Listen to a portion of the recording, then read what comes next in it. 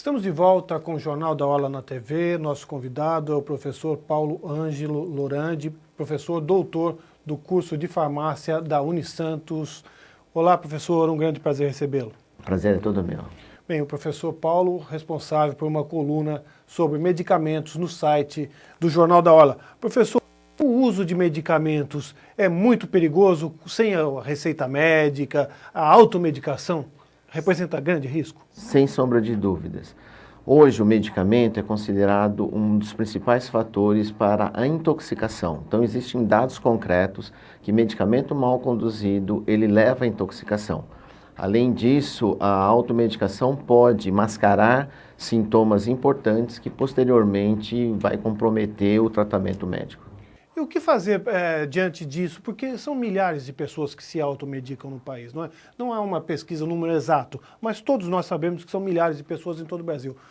Como devemos orientar a população? São campanhas de informação, entrevistas como essa que estamos fazendo? Qual a sua sugestão como especialista no assunto? São vários aspectos. Então existe, por exemplo, uma entrevista como essa, a nossa coluna tem a função de fazer uma educação em saúde, orientar a população sobre a melhor maneira de usar a medicação. Mas a parte disso, as autoridades precisam também fazer a sua parte, fazendo fiscalização, coibindo determinados abusos, e os profissionais de saúde, eles precisam assumir a importância de controlar o uso racional do medicamento. Bem, eu vi um texto do senhor falando que está havendo mudanças nas bulas dos remédios, não é? Porque hoje em dia as bulas são aquela letrinha pequenininha em termos absolutamente técnicos que só os profissionais da área entendem.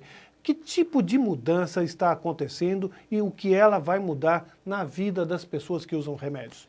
A Anvisa, a Agência Nacional de Vigilância Sanitária, que coordena esse papel, ele tem feito com que as bulas tenham dois caráteres. Um caráter para o profissional da saúde, com informações técnicas, em que aqueles nomes confusos aparecem, e uma outra bula com uma redação mais simples, mais focada nessa relação de pergunta e resposta, orientada para o usuário final do medicamento. Isso aí entra em vigor quando? Quando o cidadão vai comprar um remédio, vai ter duas bulas, uma que ele possa realmente entender. Essa legislação ela já está em vigor, né? Então, só que assim, ainda é necessário ainda que as indústrias registrem suas bulas. Então, alguns medicamentos ainda encontram bulas mais antigas, mas todas as bulas terão que ter a bula do usuário. Outra questão, a receita médica. O médico, aquele garrancho, normalmente os médicos fazem com muita pressa, ou a letra de médico, o povo até costuma dizer, a letra de médico é muito ruim. Também parece que vai mudar, é preciso, pelo novo Código de Ética médica não é, o profissional de saúde vai ter que fazer uma letra mais que as pessoas possam entender. Já há uma legislação vigente em que a prescrição médica ela deve ser feita por digitação ou com letra de forma. Infelizmente, isso ainda não é uma prática comum, mas o usuário precisa cobrar do seu médico que aquela prescrição seja nítida, haja identificação do usuário, haja inclusive por quanto tempo esse medicamento vai ser usado, porque todas essas são informações importantes para o usuário poder comprar o medicamento de forma adequada. Outra questão é a guarda do medicamento, propriamente dito, em casa, não é? Muita gente, a gente vê também vários casos no país de crianças ingerindo indevidamente medicamento por descuido dos pais. Que conselho também o senhor, que, repito, é um especialista no assunto, dá aos pais com relação aos medicamentos em casa?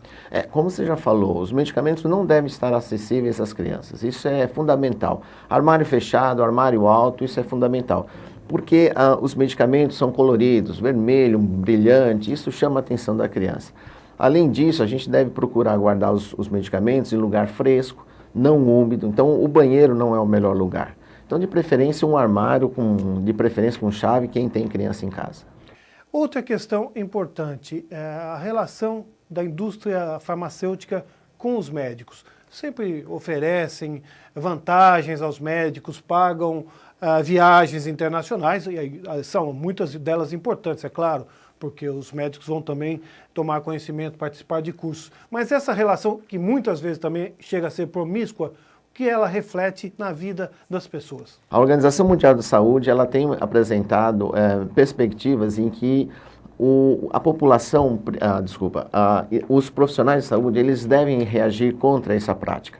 Por exemplo, o Centro de Informação sobre Medicamentos é uma das estratégias, na medida em que a gente oferece informação isenta daquele interesse comercial, porque as indústrias realmente elas apresentam informações, não digo distorcidas, mas informações em que tendem a valorizar muito mais o seu produto, valorizam muito mais os benefícios e deixam de lado um pouco os malefícios que todo medicamento apresenta. Isso é normal. Para finalizar nossa entrevista, professor, e os genéricos, o que eles representaram na vida do brasileiro? O genérico é uma outra estratégia, que também é mundial, para tentar diminuir a influência da indústria sobre o prescritor. Porque na medida em que eu não tenho um nome de comercial para que você possa, a indústria, fazer pressão sobre o médico prescreve sobre a denominação genérica, ou seja, sobre o nome da substância, isso dilui entre 2 ou 3 empresas que produzem aquele mesmo medicamento. Isso é uma forma, inclusive, de diminuir o preço, diminuindo a campanha de marketing, e é um medicamento com bastante qualidade. O medicamento genérico deve ser estimulado o seu consumo. Quer dizer, a prática do consumo, da venda do genérico representa uma vitória para o consumidor brasileiro? Sem sombra de dúvidas, porque isso daí representa uma diminuição do preço, uma diminuição da influência da indústria sobre o prescritor. Muito obrigado pela entrevista. Eu que agradeço. E você, caro telespectador, fique ligado no site do Jornal da Orla. Semanalmente, o professor Paulo estará oferecendo a você dicas e orientações sobre o uso correto de medicamentos e sobre as bulas, naturalmente. A gente volta já já.